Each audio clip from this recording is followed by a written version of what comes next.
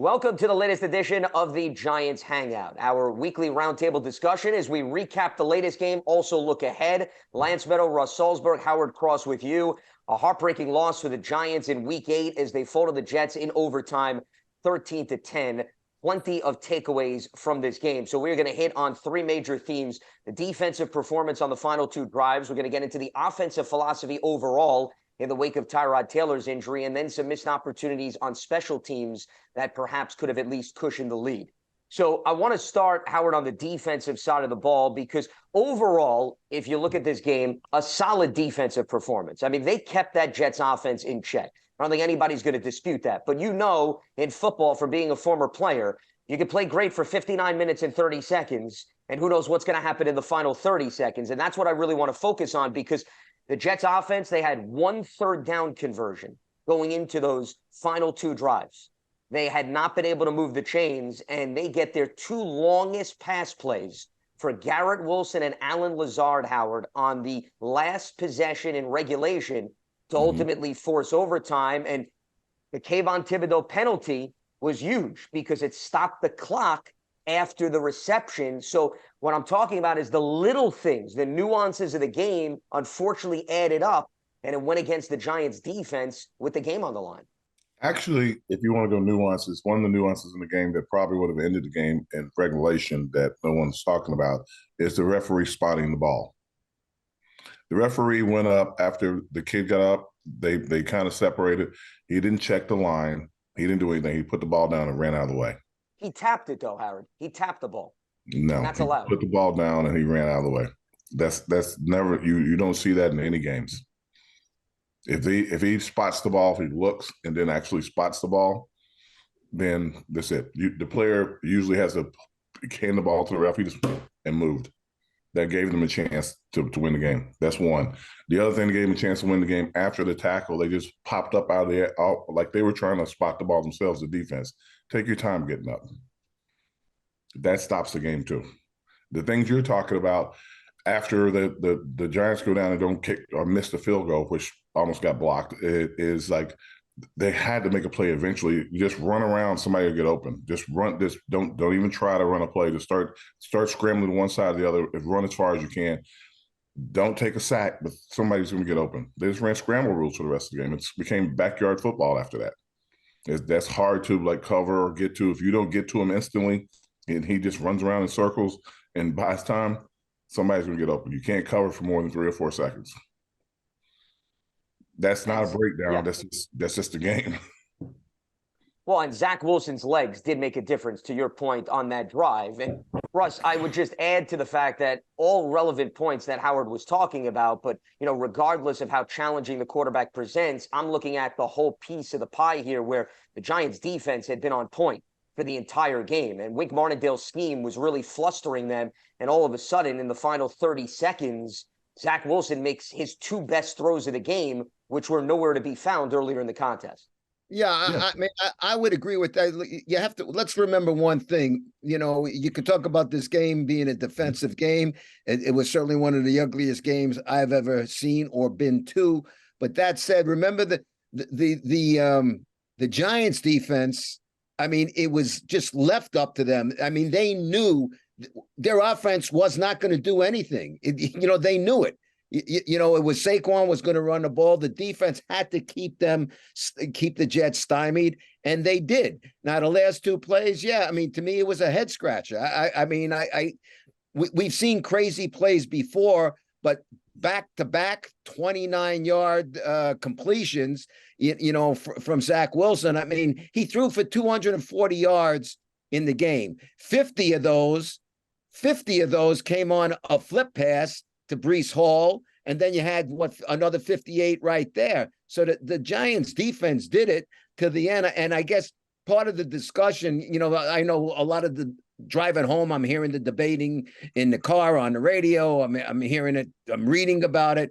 Should they have gone on 4th and 1? Should they have gone for the first down, or should they have gone for the field goal? Well, to me, I could say it's a coin flip. I could go either way. But the reason you went for the field goal is for the very reason what ended up happening in regulation. If he makes the field goal, it's a moot point. 2 back-to-back bombs is not going to do it. It would have just put them in field goal position. So, to me, that point is, it's 6 of one, half a dozen of the other. The defense was having a spectacular game, and call it lapsed, whatever. They got beat on those 2 plays, and, everybody's miserable this morning. Well, if it were me and I were calling the game, I would have never tried to kick the field goal, and I would have just said, like, I'm going to run the ball into the middle or try to run it around the edge to eat up some time on the clock, knowing that we're not going to score, right, and take a few more seconds off the clock, and then tell the defense, we're going to run the ball here, and you're going to go in and stop them. And that's how I would have left it. Kicking it for the field goal, and because we got one of the best kickers in the league, even though he's been struggling. The problem with kicking the field goal is that I look back to the Dallas game and them jumping over the protection and blocking it for a return, and I was like, man, that is just, I don't understand what's going on. And with all new linemen, guys coming in from practice squads and off other teams, and you're trying to get them in there for a big moment like that, they're doing the best they can. I wouldn't have trusted them in that situation because it didn't make sense to me to try to trust them on something so big. Well, you know what, Howard? You make a great point there. Just the flip side of that, and I was going over my notes. I was sitting up in the press box yesterday, and I'm logging the game as it's going on, and I stopped after a while. But there were 5. And listen, Saquon was marvelous yesterday, but there were 5 carries by Saquon. 1 was for no gain, and 4 were for negative yards. Now, I'm not saying that was going to happen, but that also can go into thinking what happened. But the theory, Russ, is not positive play time. Okay. Yeah, I'll buy that. The clock's going to stop anyway, right? But it's not going to – you kick the ball, it's over, over. If you just kind of make a pitch for him to run to the sideline like he's going to run out of bounds and he slides down, that could take 3 seconds off the clock. 3 or 4 seconds off the clock makes a big difference. And the kick moves the ball further down the field. If you don't get it, it's 6-7 yards to kick. So my philosophy would have been, all right, I'd have just turned to my defense and told them, okay, look, you've been stopping them all day. Let's go get him. You're going to win the game for us. And that's what I would have leaned on. And if it didn't work, it didn't work. But that's what I would have leaned on. Well, but then at the same point, okay, so they missed the field goal. The logic is still the same. Okay, defense, you got to stop them. Instead, it was 2 29-yard completions. I think that everybody thought the game was going to be over because they thought Medow was going to win. And then they go out there, they got to change their mind really quickly and get ready to go. That I agree with. I think when they came out, their head was spinning like, what did just happen? Did this really just happen? That I believe. They're like, what? If they could have taken off the helmets, they all would have been scratching their heads as we were in the press box. You're right about that. Yeah, because you're sitting there. Yeah. Okay, guys, let's go. Like, don't put hope. Like, this is your game. You're going to win this game. You've done everything. You're going to have to do it one more time. I'd have been talking to them the entire time. They thought they were going to make it. Everyone on the sideline probably thought they were going to make it. And when they didn't make it, they have to readjust really quickly and try to get themselves ready to go. It's a hard thing to do, but you got to be able to do it. Well, and that's why after the game, Kayvon Thibodeau, the term he utilized was you got to be able to finish. And I know it sounds cliche, but I mean, that's essentially what didn't happen. They played well, once again, for 59 minutes and 30 seconds, that defense. But unfortunately, the final 30 seconds, and I'm estimating here, you opened the door to allow the Jets to get in. Because to Russ's point, 24 seconds. Once again, you want to be technical. That's fine. And every little second adds up. That's fine. Yeah. I was just, once again, bottling it up into an estimation. But to bring Russ's point back into the equation, Brian Dable's philosophy was, even if Graham Gano misses the field goal, I'm going to hang my hat on the defense making a stop because they've been so reliable up to that point. And it's hard to question that because of how good they played. But I think to your point, Howard, is if you take a few extra seconds off the clock via a run play, or now all of a sudden the Jets don't take over from the spot of where the miss was, maybe they don't get to the line of scrimmage to be able to spike the ball, and they can't take a shot into the end zone. Because, what people don't want to talk about is, remember, if the Jets snap the ball there and they spike it, they still have an opportunity to maybe throw into the end zone if they need a touchdown to win the game. The game is not over in this hypothetical world, but the clock aspect maybe prevents them from even taking a shot into the end zone. So, I think like I that's said, where you're coming from. If you run, like I said, if it were me, I would have hyped the defense up on the sideline. Like, we're going to run this ball. We know we're not going to get in. We're going to try to get some time off the clock. You're going to have less than 24 seconds to stop them. Go out there and stop them. I would have been livid on the sidelines in that aspect. To kick it and give them any extra yards going forward to give, like, you're watching the kick, you're like, all right, we're gonna have to try to get them now if we miss the kick. You can't say they're on the sideline because your kicker's standing there. Sure. You want to exude confidence. You can't put that into the universe. You can't put that into the universe of the kicker. Like, hey, if Gano misses this, we're gonna go back out there and take because Gano is standing there waiting to go in. You know what this game actually reminded me of? I don't know if you guys noticed earlier this season in college, Miami played Georgia Tech, and Mario Cristobal and his staff did not take a knee, if you remember. And the Miami running back, fumbles the ball. Georgia Tech takes over. And there's about the same amount of time, actually, that was left in regulation for the Giants and the Jets. And Georgia Tech goes 74 yards. The guy gets behind the defense, scores the touchdown, and the rest is history. Now, at the time, I made the argument, and I know Howard's going to be against this, so I'm just prefacing my comments, that as bad as those dynamics were in play in terms of the offensive philosophy, that your defense has to just prevent the opposition from going 74 yards in 2 plays to score a go-ahead touchdown. So while I understand special teams had an opportunity to maybe at least close the door for the majority of the way, I still put some of the onus, Russ, on the defense, as good as that unit played throughout the course of the game. Well, I don't think there's any doubt. I mean, if you heard, you yourself said it. What Kayvon said, you got to be able to finish. Listen, they played great for 59 minutes and 30 seconds, 36 seconds, whatever the heck it was. Yeah, there were 2 29-yard completions. No one's going to dispute that. Certainly not the defense. But listen, guys, I think we'd also be remiss if we don't bring up, we had a third string quarterback in there. Now, you, myself, you guys saw Tommy DeVito play in preseason. He was able to throw the ball in preseason. I guess I'll defer to you on this one, Howard, because you played the game. You're a third string quarterback. You're a backup. You're a practice quarterback for a reason. But was it just not a case? Is preseason just different because they didn't want him throwing the ball at all? I mean, at all. They like Dave said at halftime, he told the guys we're going through number 26. Now, was it the weather? Was it a combination of everything, or just everybody being spooked? Everybody. They gave him a couple shots to throw the ball early. They gave him what you would call warm-up throws, like little flat throws. One he threw over the guy's head out of bounds. One he threw in the dirt. And at that moment, the coach had to make a decision. Are we going to trust him and throw it forward? Even at the end of the game, when they tried to throw the screen, he threw the ball into the defensive player's hands, and the guy just dropped it. Right. So I don't know if you can just take that as evidence. His coach had his finger on the pulse of what was going on. He had his finger on the pulse of what's going on. Like you got Tyrod who's scrambling and he's risk adverse. He's not going to throw the interception. That's why he got hit on the sideline. And you got another kid coming in. Are you going to ask him to play the same role as Tyrod, or are you going to say just chunk it down the field, try it?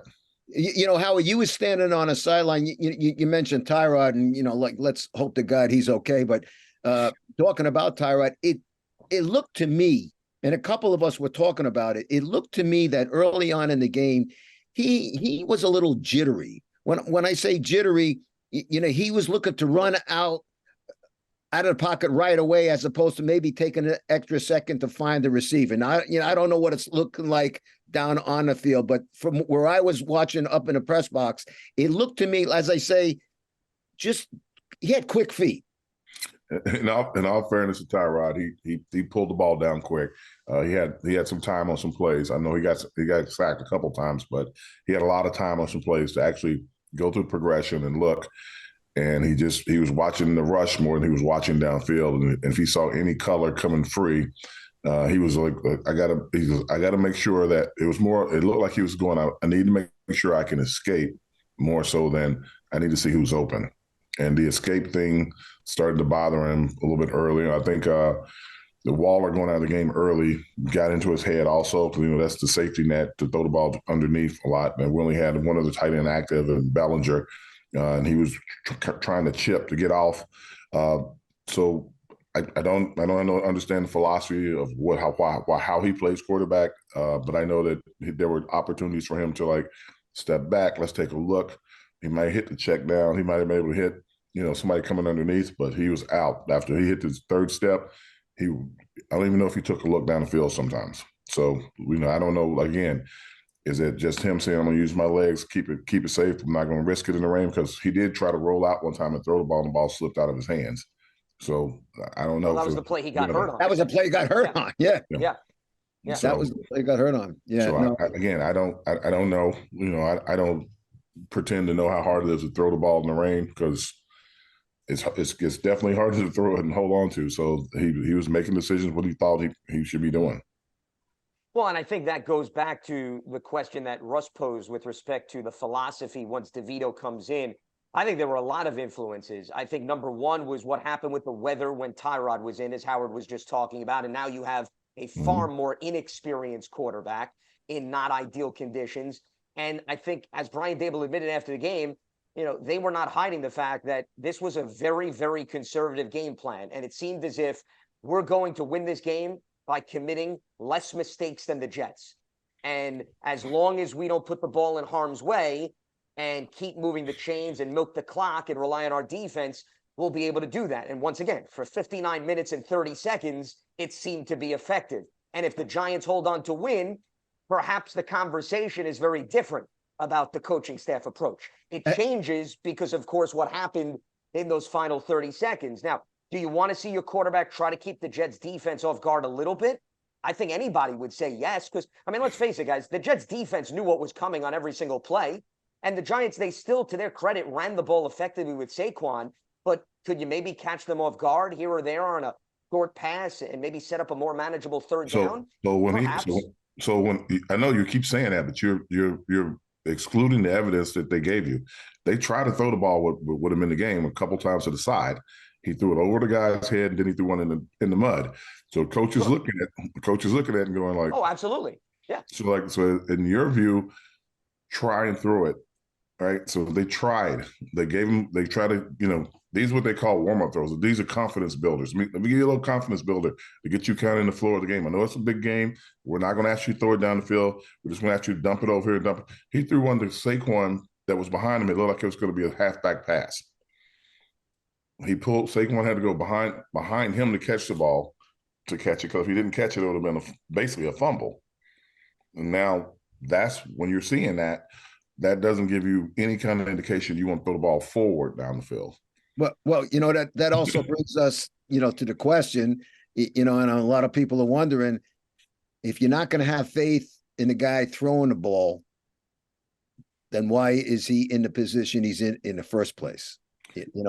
Whether he's a practice squad player or not. No offense on that one, but most third string quarterbacks never see the field, ever. And you have him in as a developmental player. You think you're going to develop him into potentially he could be a useful backup someday. Probably he's a local kid. Also, they never intended when Danny got hurt. They probably been on the phones calling people, trying to figure out, okay, can we get somebody in here in the meantime to help back up Tyrod? And they're like, we can go with DeVito right now, because I don't think Tyrod's going to get hurt. And the offensive line did start playing better. Right? Better. They played better against worse defenses or defenses that weren't playing as well. So that kind of gave them a little confidence. I'm sure they were on the phone, though, looking for somebody to come in. All of a sudden, one more week, if we can get through this week, we'll see where Danny is. We'll see where Tyrod is. We'll see, he's a placeholder. All of a sudden he has to play. Well, you know what? For both guys, for both of you guys, in light of the situation that they're in right now, I don't know what's going to happen. I'm not a doctor. I would bet, and listen, unless he gets medical clearance, he's not going to play. But I would bet, as we speak, Daniel Jones is campaigning right now to play in the upcoming game against the Raiders. Now, again, if he doesn't he's been campaigning the whole time. Right, you're right. No, but now there's a greater sense of urgency because Tyrod's not going to be in there. There's no greater sense of urgency. It's still his neck. Yeah, right. I mean, they still need to look out for the well-being of Daniel Jones. Oh, 100%. Like as I say, if he doesn't get medical clearance, but listen, look, had they won the game, you, me, all of us, and everybody out there would be saying tough, gritty, gutty performance by the Giants. With the backup quarterback, they took care of business. But they didn't take care of business, and that's why the discussion is what it is. They did all they could do. I thought that I said they're when they got it down to like the last few seconds, I'm like, if they don't try to run this ball in and run some more time off the clock, the Jets will get the ball and anything could happen. That's what I said on the sideline. Somebody's like, oh, they're going to hold them. I'm like, no. You want to run the ball, run as much time off as possible to make every throw they have to throw have to be even bigger and more important. And I'll be like, take your time getting up. I went through the entire process. The way that they got up off the guys in between the plays, you make a big catch, great. Make sure he's got to scramble to get away from you after you tackle him. Wrestle with him for the ball on the ground. Eat up a couple more seconds. There are all these little things you do to try to eat up time. And they're going to look back at that and go like, 1 second is what basically lost in 1 second of the game because we got to overtime. But if they had just kept doing one more, two more things because in overtime, I'm like, if they go to overtime, the Giants have no chance. Somebody goes, how can you say that? I'm like, this poor kid, like, he's not going to be throwing the ball down the field. They're going to bring every guy up to hit Saquon as many times as possible. They're already picking out Robinson. They're like, 17's over here. Watch 17 when he comes in motion. Just watch him. They were screaming out the two guys that had the most success because nobody else could, they couldn't get the ball down the field. You're handicapped at that point. Yeah. I was going to say momentum completely shifted in favor of the Jets at that point. And also you got to look at it from the standpoint of Howard, as we're talking about the offense. Well, how did the Giants manufacture up to that point? Okay, at the end of regulation, they're 10 points. The field goal came on a Zach Wilson strip sack where they had the ball essentially right in the red zone, okay, and they weren't able to punch it in. And then the lone touchdown came on the first drive of the second half, but it was aided by two Jets unnecessary roughness penalties. That if the Jets avoid those penalties in this hypothetical world that we're talking about, maybe the Giants have to settle for a field goal attempt as opposed to Tommy DeVito having an opportunity to run it in. So I'm with you. Based on what it took for the Giants to put points on the board in this game, for you to all of a sudden expect you go to overtime, and now they're going to march down the field, 8 plays, 90-some-odd yards, and Tommy DeVito's going to throw the ball 5 to 6 times, is living in fairy tale land. So I would agree with you. It completely changed the dynamics of the game. As bad and as rough as the Jets' offense had been, you knew at least they had both facets, the run and the pass, to work with, whereas the Giants were only going to work with one dimension of their offense. Well, the evidence was early in the game, the 50-yard little short dump-off pass, that a few missed tackles, and it's a touchdown. So the evidence is there like, oh, no, we can't have any mistakes, right? So you're 7-3, and now we got to really, really lock in. We got to try to do everything we can to get to these guys, make sure no one can catch the ball. We got to rally to the ball. But the evidence is already there that anything could happen, because that shouldn't have been a touchdown, but it was a touchdown. They one missed tackle, all of a sudden the guy's gone for a touchdown. So at the end of the game, if they, like I said, run as much time off the clock as you possibly can, give them no time. Like, that 24 seconds could have been 20 seconds. That 24 seconds could have been 19 seconds. If they would have, it could have been a touchdown. Because, in theory, Saquon went down. He didn't run as far as he could run. Right. We haven't touched. You're right about that. I was kind of wondering about that myself. Yeah, and I'm like, he could have went to the outside. They had student body left going, and everybody was blocked. And literally everybody was blocked, and he cut it back up inside. Okay, he cuts it back up inside. No one touches him. He's like running. He gets 6 yards, and he just like gets down, like run it all the way to the end zone or score. If he would have just ran it, 4 more yards and got a first down, game's over. It's just the way the dynamics of what, I don't know. Like I said, I don't know what they were thinking. I don't know, what's being said. Like, a lot of times you'll see guys run close to the end zone, then they'll slide, trying to run the clock out. But in my mind, I would have ran it as far as I could have. You had carried the ball the whole game, and I don't know if he's hurting, if he's sore, but he got down. He literally saw guys. He got down quick to protect himself. He said after the game, he goes, I could have pushed for a few more yards. He pushes it down to instead of it being 2nd and 4, it'd have been 2nd and 1, it'd have been 2nd and nothing. Or it could have been 1st down. He went down. That's a choice that he makes in that point. I thought, you know what, when you read and hear everything this morning, I thought that's a point that really nobody is making any argument over. And I agree with that. To me was a head scratcher. Yeah, like I don't know why he did. You're right. I think, obviously Saquon thought he was doing the right thing, but listen, the guy, 36 carries, 128 yards, and those 128 yards, everybody knew he was getting the ball. What he did yesterday was magnificent. But on stopping short, it was like, what? Why? You know, like we're on the side. I was on the sideline. I'm looking right down. I'm looking right down there. He's like, there's an open lane. He's running. No one's touching him. He sees guys coming. Now, my theory was, somebody said, why do you think he did that? I said, well, last week when he got, in the crowd, he fumbled. Maybe he didn't want that to happen, so he was trying to get down so a bunch of guys wouldn't grab him and go for the ball. That's the only thing I could think of. Because if he would have kept running, he would have probably, the first guy would have tried to grab him, the second guy would have been on him, and then he would have got the first down, but would he have gone down or would they have gotten the ball out? So maybe he was going down to protect the ball or whatever, but he literally could have ran for a first down or longer. Well, you're talking about when Daron Payne ripped the ball out of his hands the previous week against Washington. I'm sure, Saquon didn't address this aspect, but I'm sure also part of it he's thinking is they've got no timeouts. I go down, we'll still have the clock moving and so forth. That may have gone through his head. But what we're basically focusing on, and this is where I started our conversation, as good as Saquon played with respect to putting everything on his shoulders, as Russ mentioned, as good as the defense played, we're still talking about timing is everything in football. And when the game is on the line, whether it's an inch or an additional yard here, it's a stop on the opposite side of the ball. Those things, they add up, Howard, in the long run. That's what we're getting at. I know, on the run, but again, decisions are made. Like, guys are making personal decisions. I don't know. Like I said, if that's a personal decision that ends the game. It just is. I don't know what went through his mind. He addressed it after the game. He goes, I could have gone a few more yards before I gone down. Yep. He's addressing it and saying that, and I'm like, so he knows that he could have gone further, but I have no idea why he didn't go. I want to bring back go ahead, Russ, if you want to. No. I was going to say, guys, I'm sitting there yesterday and I'm saying to myself, this is a Murphy's Law season for the New York Football Giants. What can go wrong will go wrong. Trying to make some light of it, but listen, your quarterback goes down, your backup quarterback goes down. Waller, who's been brought in, I hope I'm wrong. If we see Waller before December, I'll be surprised. This is an injury he's had in the past.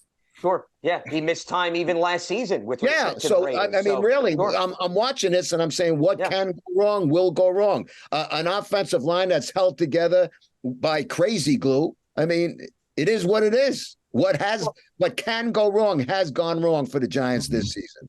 Well, if you want to put this game in perspective, guys, the best way to explain it is the Giants played more quarterbacks.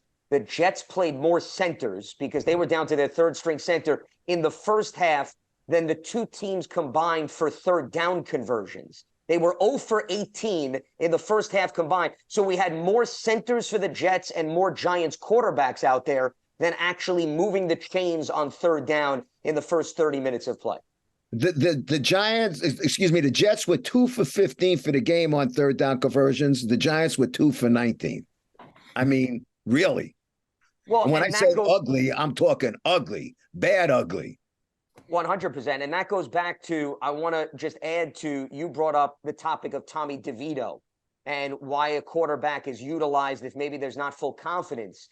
I would argue, Howard, that even if you brought in an established veteran when Daniel went down, and they have brought in some guys to try out here or there, I don't think there's enough time for that quarterback, regardless of how long he's been exposed to this system or been in the league, to still fully digest and run everything at your disposal on offense. I mean, even if you bring a quarterback in this week, because let's go down the hypothetical road. Tyrod, unfortunately, dealing with a rib injury. If Daniel's not ready to come back, they're going to have to bring somebody in to support Tommy DeVito or whatever it may be. Sure. To expect that quarterback in the blink of an eye to pick up this offense in the span of 6 to 7 days, I just think is unrealistic, because I've seen veteran quarterbacks get traded at the deadline, and it takes them sometimes a full month or more, and they're veterans, to really feel comfortable and immersed into the system. So I don't think enough of that is being discussed. It's not an excuse. This is just what we see trend-wise in the NFL, that even if you went down the road to bring in a more established veteran,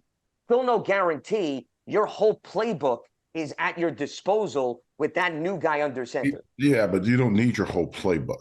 The theory is that you bring a guy in, a guy that's a veteran that you can have confidence in. You give him 4 or 5 plays that he can actually work with. Right. And on the sideline, you're coaching him up again as he comes to the sideline. Guys, football is a great game and it looks so dynamic, and you think that everybody's doing something so different and everything. You're basically running the same plays over and over from different formations or emotions and stuff. If you can teach a guy, this is our terminology, this is what we're trying to do, and he has an armband on, he's looking at the plays, he's going to know. Like, okay, which ones can you remember? Which ones, what happens here? What happens here? And then it's just a matter of, if the defense on the other side can get to that guy enough to make him get off his rhythm. If they do have a game like they had this week where they were just moving it just enough, the running backs run the ball pretty well, the quarterback is just not making mistakes, he'll have completions. They're not going to play every game in a monsoon. So we know that. So that's one thing you can look forward to. The Raiders game is in Vegas anyway. The weather's going to be perfect. Everything will be perfect. So the Raiders are a decent team, but they're not world beaters on defense, right? So you bring a guy in, you have Saquon, which the entire defense has to respect Saquon. You start looking at your receivers. Okay, like this kid here can run fast. This kid can run fast. You have to throw it deep a couple times. Let's see what they got, and you can actually bring a guy in, and he can be manageable for 1 week.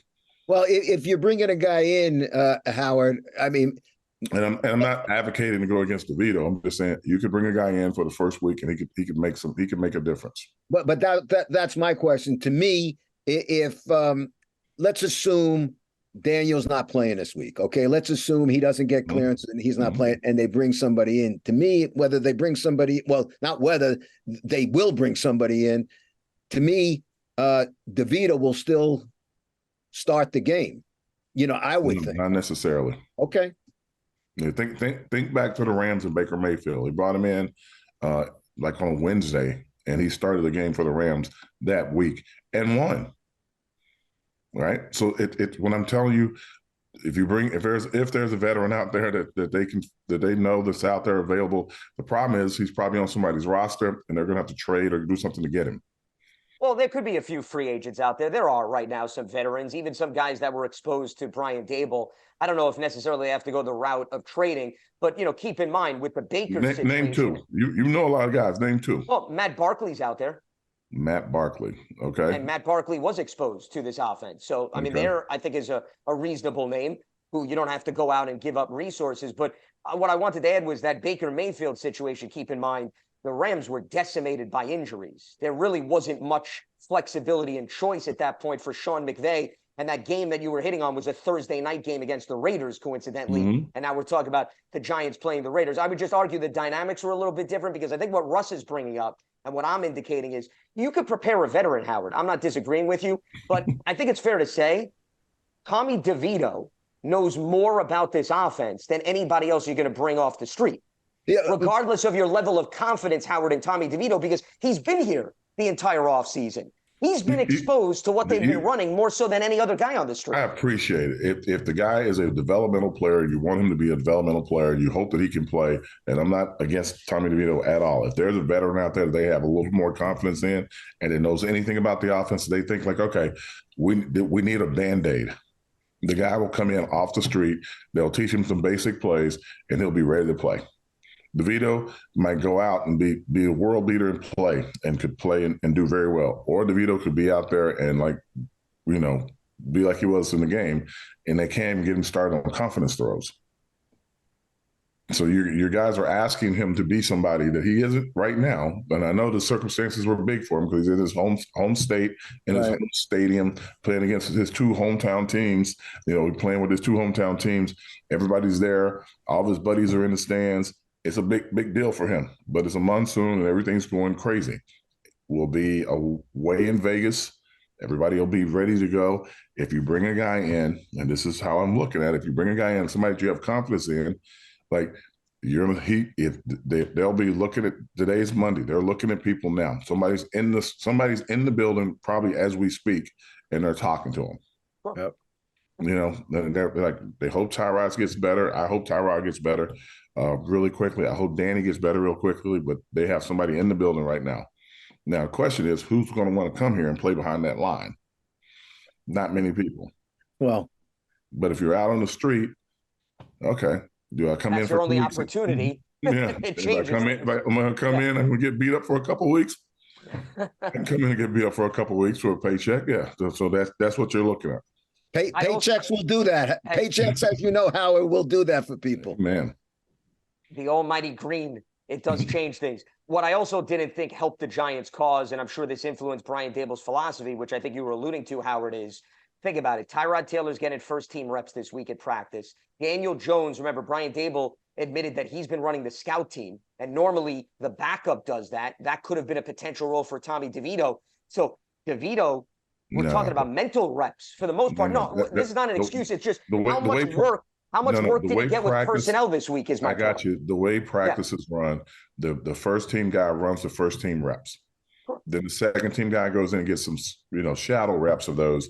He'll run a few plays. He doesn't run as many plays as a starter, but he runs plays. But minuscule. We're talking a minute amount. Yeah, but he's running plays. He's doing all the open throwing drills and stuff. He's doing all that. The scout team stuff where Danny was doing, the scout team stuff isn't throws and stuff that you would think that they are. The scout team stuff is we hold up a sheet. Here's the play. This is where everybody's standing. They circle the guy you're going to throw the ball to. That's scout team. Like you drop back, fifth step, they're not going to throw it to that guy. Turn around, throw it to this guy. Turn around, throw it to this guy. That's what scout team is. Those aren't reps. Those are just you throwing the ball. Well, you're preparing the defense. That's what you're doing as the scout team quarterback. But when you're saying he would have had more reps throwing the ball, mental reps, if he's playing scout team, those aren't mental reps. Well, I'm saying he would have been in the flow of practice a little bit more. That's my point. The flow of practice is, and just so you'll understand this, the flow of practice is the starter is playing and doing this. You're standing behind the starter, right behind him, watching the play and who he throws it to. He comes back, and when he comes back and the coach is talking to him, he's talking to both of you. This is who you're supposed to go to. Did you not see the guy coming off the right side? The guy comes off the right side, and you're both acknowledging that. And then as the quarterback, they call the play and he walks up, the coach is telling him who to look for and what's going to happen. That's the role of the backup quarterback. He's getting, okay, now you're going to go in and you're going to run the first three plays of that series we just ran. Then you're going to have the same thing. Let's see how you react to it. They're giving you the same plays. They're teaching you. You don't get to run. If the starter's running 10 plays and you're running 3 plays or 4 plays, you're running probably the same 4 plays so you can see it. Or you're running 4 plays that were messed up that you don't get a chance to redo. And then you get to run the play doing it correctly, and the starter's watching you do it. That's how they run offensive plays for quarterbacks. If you go in and the guy gets, if there were 20 plays running in practice, that guy gets maybe 7 or 8. But he's in to get the plays because they don't do what they used to do when I played. When I played, if it wasn't done right, all right, start the drill over. They're under time restraint now, and they can't. So they have to have it organized where the starter's going to get as many reps so we can get him in. They have a thing counting how many steps he's doing and everything, and they get the backup in to run the plays. So they're trying to make sure they get through the entire game plan, and they both get a look at the game plan. They know exactly what they're expecting them to do. So it's not like he's not getting mental reps. It's not like he's not getting throws. He's basically running the plays behind the court. Some quarterbacks even drop back and do the same thing, and they turn with the quarterback and mirror his image, doing the same thing, so he knows what to do. And the coach comes right back to the middle. Hey, we're gonna run this play now. And if he's on the sideline and they're doing the calls through the helmet, he'll have the helmet on to listen to the call so he can do it. That's the only way you can get reps. You can't run simultaneous practices. It's not college. You don't have 100 players. You don't have all day to practice. They have a very minute time, and I do very minimal time, I should say, that they can practice. And when they're practicing, they have to be able to utilize and take advantage of every second of practice. And that's the only way to do it. So putting him in to run scout team, he would not learn or not get anything. So the guy that comes in, if it's DeVito or if it's another guy they bring in off the street, the guy off the street will be able to play by the end of the week. Real quick, before we wrap up, I just want to get to special teams. I know we hit on it a little bit earlier. Well, no, just the fact that Bram Gano has been put under the microscope, given the fact that he missed 2 field goals for the first time, guys, since week 17 of 2016, where he was with the Panthers. So, I mean, just to put things in perspective, we're talking about a guy that, has essentially been automatic since he joined the Giants. So it was a very rare occurrence. But what I think you were hitting on, Howard, earlier is Will McDonald made a really strong play that's not getting enough notice. I'm talking about the Jets rookie defensive lineman, where he pulled a similar maneuver to what Dallas did, more towards the left side, where he jumped and he nearly got a piece of the football. I don't know whether or not. Did he touch the center? Did he touch anybody? You think he cleared him? I did not see him touch anybody. Just like in Dallas, the Dallas situation, there was no contact. And as long as there's no contact, if you can time your jump correctly, that's a legal move. Yeah, so that's crazy to me. I think Gillen, he had a subpar day as well, and I don't want to beat on him or anything, but dude, you can see how their punter made such a big difference in the game. Oh boy, he had 3 inside the 5. Yeah, it might have been 3 inside the 3 for crying out loud. So sure. that was and I don't know what's going on with the special teams, and I really don't. I don't know how they're coaching it or whatever. When Gillen is punting the ball, there are guys running free at him constantly. They're doing the rugby style thing and everything else, and maybe that's why they're free. But there are going to be teams that are looking at it and said, okay, we'll just put a faster guy out there. If we put a faster guy out there, we're going to block his punt every time. And that's going to be one thing they have to look at. The field goal thing, the reason why I didn't trust the field goal is because they got a field goal blocked in the first game of the season with all the starters in, and now they got, mismatch guys in. They're trying to figure it out. It's not a complicated thing that they do, but you have to be really locked into each other and trust each other to get it done. And a guy jumping over you means that you don't have enough sense to put your hand up to hit him. If one guy reaches up and touches him, that's an illegal play. So again, I understand, why you go for the points. And the first kick he missed, I think they kind of dribbled the ball a little bit, or it was a low snap. He stuttered, then he kicked. It's not an excuse, but they are so locked in the timing. If it doesn't happen right, then it goes crazy. And he comes and he literally he goes over to his snapper and he has a few words with him, like, dude, you got to get the ball back there on time. It can't be a low snap. And I've never seen a kicker yell at a snapper before, but he had a few choice words for him on the sideline. So, those are things that are happening. And he, like I said, he's hurt and he's got a little bit of a knee issue and everything. Without that being said, the snaps have to be perfect. The guy jumping over, you got the offensive line that's not together. That's scaring me. The punt team, there's so many guys running at the punter that it looks like he's going to get blocked every time. I'm like, that's scaring me. It's like somebody's going to start, like, the special team's got to be, they got to find a way to play as that's the entire team. It's all the backups and everything. You got to find a way to make good plays. That's your one chance to play. You got to find a way to make good plays.